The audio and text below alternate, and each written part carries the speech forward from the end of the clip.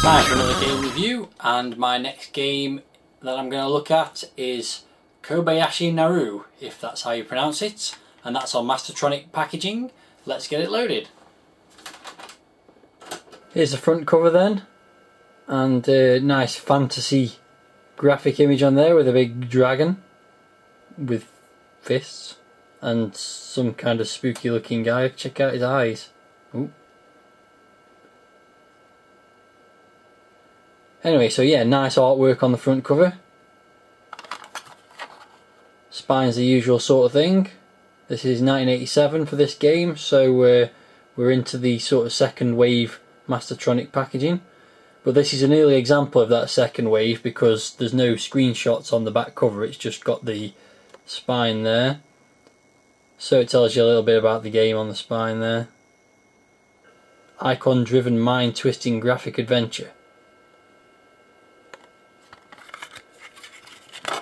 And inside all the screenshots. So it looks to be a text adventure with graphics and also an icon driven movement and command interface. And inside we've got information about the game and how to control it and how to play it. Lots of stuff there, lots of instructions. In the save section there, you can actually save the game into memory and then revert back to that save game, which is unusual, I would think. And it's got a few hints there in the loading instructions, and that's pretty much it. Here's a loading screen, which is decent enough. There's a robot on there which seems to suggest this is an adventure that's set in space and also possibly the sea, because there's a big oyster or clam there as well. One thing to note, spelling of Kobayashi is different there. It's got an A after the B, whereas on the inlay it's got no A after the B. Interesting. So this is the screen you're presented with when you start the game. When the game loaded, it did have some music and the title screen, but it seems once you've played through the game once, you never get back to that. So there you go. So at the top of the screen, as you can see, things being highlighted in green. There's lots of different commands, icons that do lots of different things, everything from loading and saving the game to using things, jumping, moving around, swimming, pulling things, pushing things, throwing things, cutting things, all kinds of stuff, and also quitting the game, so don't press that one by mistake. And it's, as you can see, a text adventure. The text at the bottom of the screen, and there's graphics in the middle of the screen to illustrate what the text is describing. So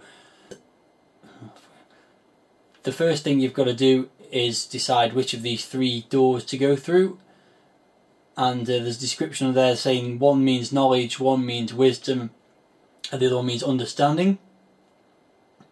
So once you've gone through one of the doors, you can't change your mind, so you've got to complete the quest behind the door before you can move on. So I shall start by selecting, and as you can see, once you choose your command, it then lights up the text to give you lots of options of things to choose. So I'm going to choose wisdom, and you get some more text.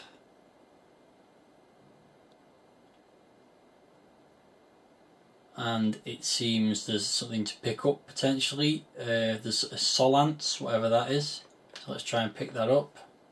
So get solance. Yeah.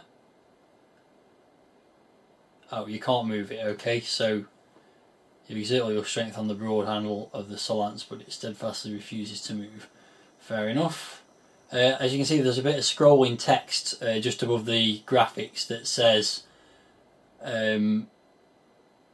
what objects are in the area and also where you can go east or north seems to be my option, so let's try going east. No box, the voice of the games master, you cannot yet return, so that must take me back through the door, which I can't go through at the moment. So north, and that's an image of a tunnel, and I can go east or south. Well, I want to go east because south will take me back to where I just came from. And sure enough, I'm in a tunnel now.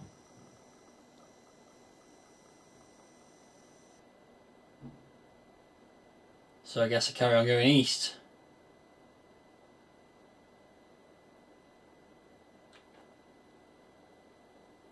You are encompassed in damp darkness, the floor is rocky and uneven.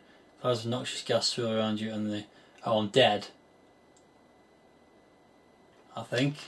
I'm dead. Great. That was good. Given those are the only directions I could go in from the start of that thing, that seemed very peculiar. Okay, well, I'm back to the start, so let's try going through one of the other doors. This could be a very short review because I'm already bored. I'm not really a fan of these kind of games, never was even when I was a kid, and I haven't got the patience for them now. Let's try understanding this time, see if we get any more joy.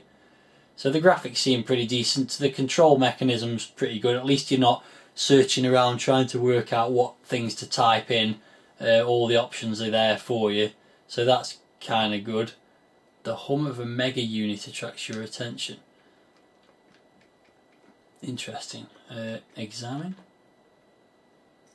You have nothing in your possession. Alright, okay, you can only examine things that you've picked up. Okay, bit vague as to what I'm supposed to be doing here, so let's just try moving around again. I can go south or north. North is the way back to the door that I can't go back through, so it's got to be south.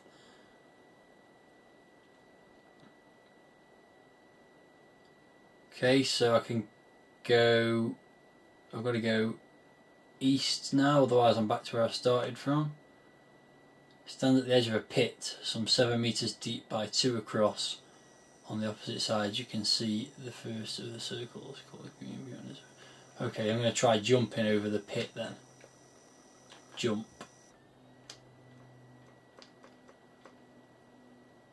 Pit. Ah, I've jumped over the pit. Great stuff. So I'm not really going to carry on. What I'm going to do is not going to explore any further. I'm going to quit and go through the third door and see if there's anything interesting there. So that's select knowledge. Yes, that's the one I didn't go through. So that's a fertile plain apparently. It's a bit blobby to be honest. So I can go. Oh, there's something to pick up here. A scimitar. Well, that's what it's supposed to be scimitar. Oh, well, okay. Let's try picking it up anyway. Okay, that's a scimitar. Fair enough. So yeah, I'll get that. Have I got that? There we go. The scimitar feels powerful in your hand. Okay, so where can I go from here? I can go east, south or north. What's the betting if I go north? It says I can't go that way. Yeah. South. A huge imposing tree stands before you. Maybe I'll try hacking down this tree. See what happens. So cut. Tree. Bounces off the surface, leaving barely a blemish for you to see. Clearly I can't do that then. And the only way I can go from there is north. So that's back to where I came from. So let's try going east. Ooh. Blocked by a giant cracod. Okay, and I've been grabbed by the cracod, so I better try and cut. Tentacles. The axe slices through the tentacle, you're free. Hooray. So carry on going east. You have braved the wrath of the cracod only to find that more tentacles have caught you. Okay, let's try cutting them again then, I guess.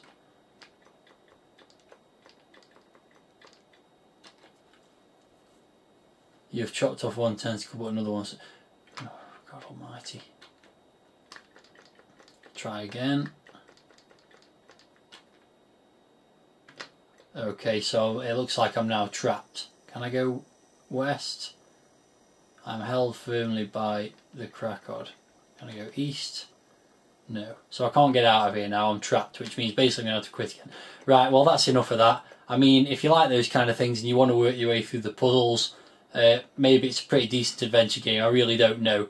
The interface is quite nice, they've done a reasonable job with the graphics, but on first glance it looks to be rock hard because every direction I've gone there just seems to get stuck and every choice I've made has been a bad one. So anyway, not to worry, not my kind of game, not worth $1.99 to me personally, but maybe if you're into those kind of games and you like this interactive fiction as it's now called, then give it a go.